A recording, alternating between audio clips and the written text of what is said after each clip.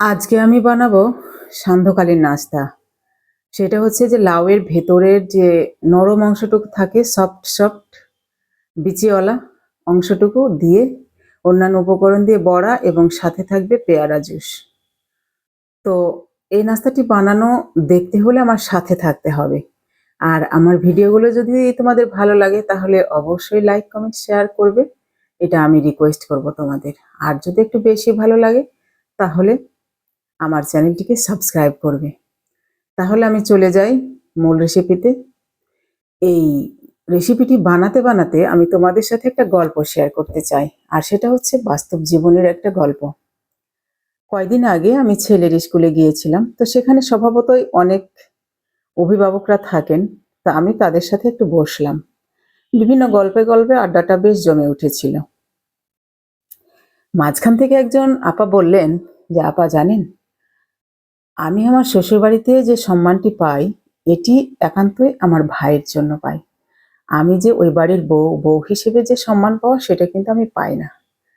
কিভাবে পাই? আমার ভাই হঠাৎ করে আমেরিকা চলে যায় ডিভি লটারি পেয়ে। তখন থেকে আমাকে তারা ভালোবাসতে শুরু করে, সম্মান করতে শুরু করে। তো তাতে কিন্তু আমি খুশি না। তো চলো আজকে আমি তোমাদের সাথে সেই গল্পটি শেয়ার করি। তো যখন উনার বয়স 12 কিংবা 13 বছর, উনি ক্লাস 6 এ পড়েন, তখন উনার পারিবারিকভাবে বিয়ে হয়ে যায়। বিয়েটা হয়েছিল ভালো পাত্র ভালো ঘর দেখেই, উভয়ের সম্মতিক্রমেই।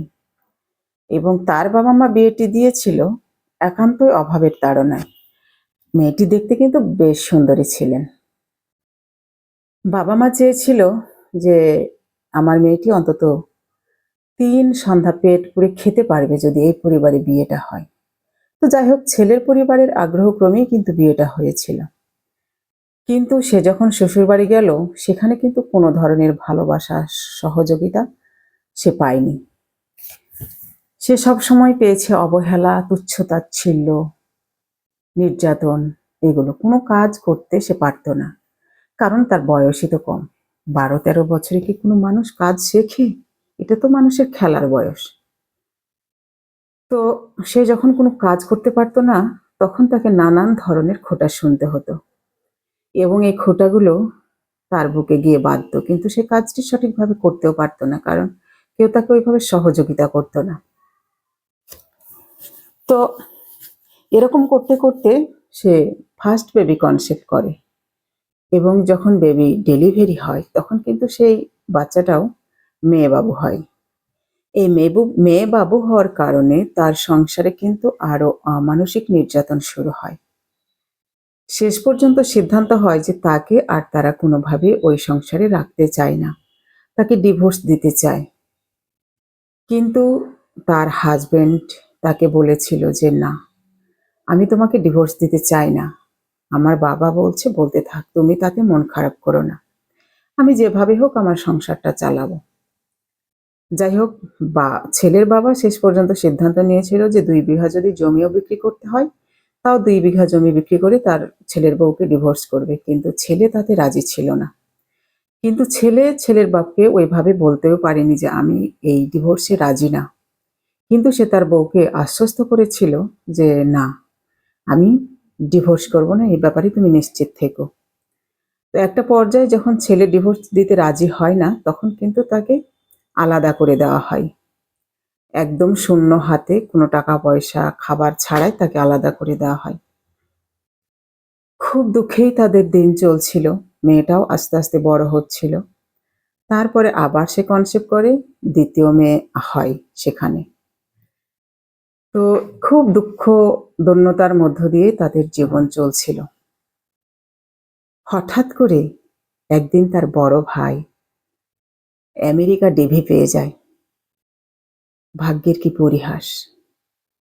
যখন তার শ্বশুরবাড়ির লোকজন শুনল যে তার বড় ভাই আমেরিকা যাচ্ছে, ডিভি পেয়ে গেছে, তখন থেকে তারা তার সাথে কিন্তু খুব সুন্দর ব্যবহার করতে লাগলো, খুব ভালোবাসতে লাগলো। মানে তার ভাই আমেরিকা যাচ্ছে মানে তারা তো এখন বিরাট বড়লোক হয়ে যাবে।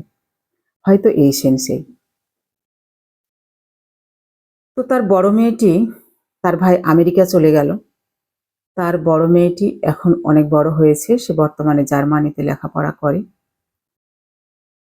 দ্বিতীয় মেয়েটি ইউনিভার্সিটিতে পড়ে এবং ছোটটি হচ্ছে ছেলে, সে ক্লাস 2-তে পড়ে।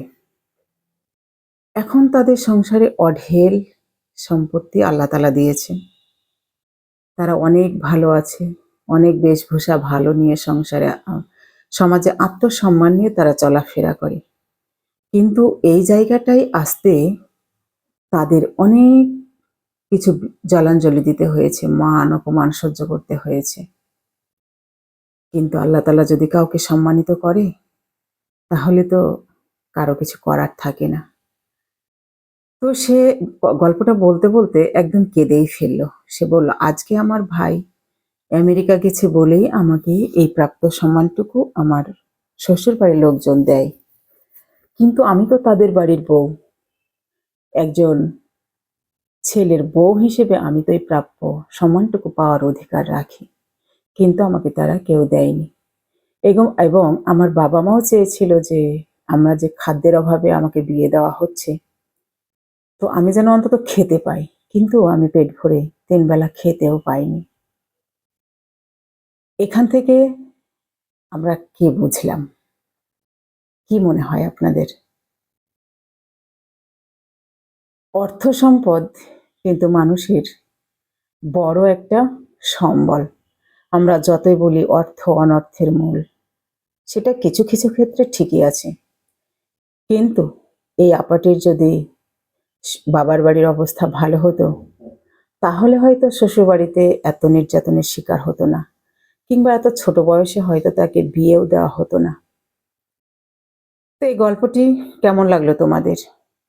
যদি ভালো লাগে তাহলে অবশ্যই লাইক, কমেন্ট, শেয়ার করো। আর এরকম ভালো ভালো গল্প পেতে আমার চ্যানেলটিকে সাবস্ক্রাইব করো। আমি নিয়মিত চেষ্টা করব তোমাদের সামনে এই জীবন গল্পগুলো তুলে ধরতে। ধন্যবাদ, ভালো থেকো। আল্লাহ হাফেজ।